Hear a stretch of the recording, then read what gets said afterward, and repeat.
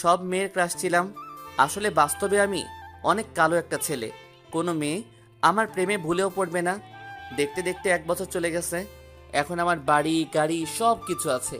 আমি এখন নিজের পায়ে দাঁড়াতে পেরেছি।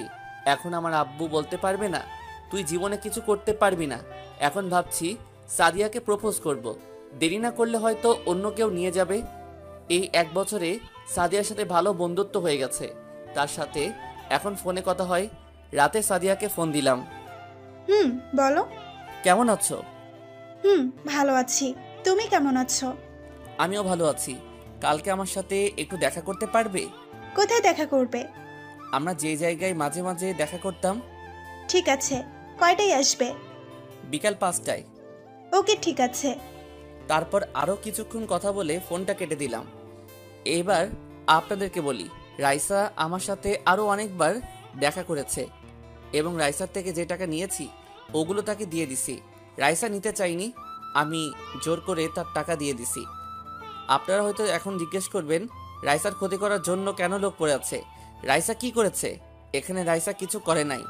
যা করেছি আমি, আমার উপর প্রতিশোধ নিতে রাইসার ক্ষতি করার চেষ্টা করছে।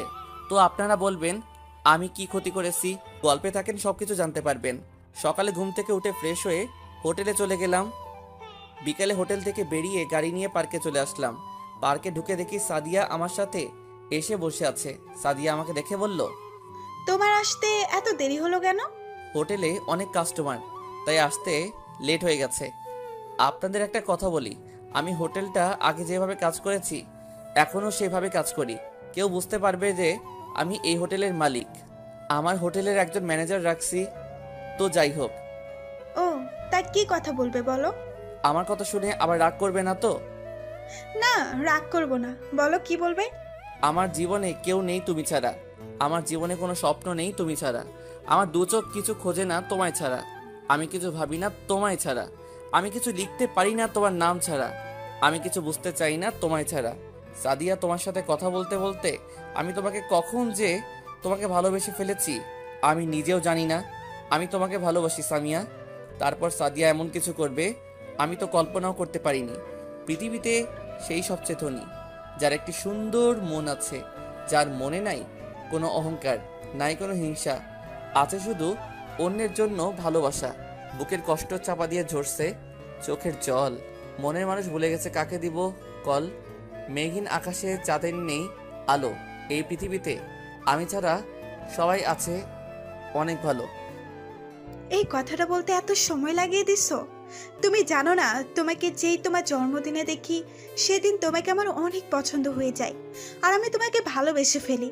তুমি বোঝো না, তোমার রেস্টুরেন্টে এসে তোমার দিকে তাকিয়ে থাকি কেন?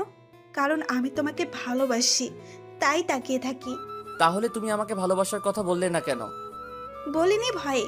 যদি তুমি না করে দাও তাহলে তো তোমার সামনে আসতে পারবো না। আর আমি একটা মেয়ে হয়ে কিভাবে তোমাকে ভালোবাসার কথা বলি? তুই জানো, প্রথম যেদিন তোমাকে দেখি তোমাদের বাড়ি, সেদিন থেকে ভালো লাগে। পরে আমি চিন্তা করলাম তুমি যদি নিতুর মতো আমাকে ধোকা দাও, তাই আর বলি নাই। কিন্তু তুমি যতদিন আমার সামনে আসো আমি সব কিছু ভুলে যাই। আগে বলো, এই মিতুটাকে? নিতু আমার প্রথম ভালোবাসা। আমি কখনো কোনো ছেলেকে ভালোবাসি নাই। তুমি আমার উপর ভরসা রাখতে পারো। তোমাকে ছেড়ে আমি কোথাও যাব না। আমি সব বড়লোক মেয়ের মতো না। ঠিক আছে, এবার ছাড়ো। পার্কের সবাই আমাদের দিকে তাকিয়ে আছে। না, ছাড়বো না। আমি আমার ভালোবাসার মানুষকে জড়িয়ে ধরে আছি। এতে সমস্যা কোথায়? ঠিক আছে বাবা, তুমি জড়িয়ে ধরো থাকো। আরও কিছুক্ষণ বসে বাসায় চলে আসলাম। সাদিয়াকে তাদের বাসায় নামিয়ে দিয়ে আমি আমার বাসায় চলে আসলাম। বাসায় এসে ফ্রেশ হয়ে বিছানায় শুয়ে পড়লাম। হঠাৎ মোবাইলটা বেজে উঠলো। তাকিয়ে দেখি রাইসা ফোন দিছে। কেমন আছিস? আমি ভালো আছি। তুই কেমন আছিস? আমি ভালো আছি। বাবা মা তারা কেমন আছে? আম্মু তো তোর চিন্তায় চিন্তায় অসুস্থ হয়ে পড়েছে। আর এখন আব্বুও কেমন যেন হয়ে গেছে। কি করব বল, আমার আরো কিছু কাজ বাকি আছে। কাজ শেষ করে বাসায় ফিরে আসবো। প্লিজ ভাইয়া, তুই বাসায় ফিরে আয়।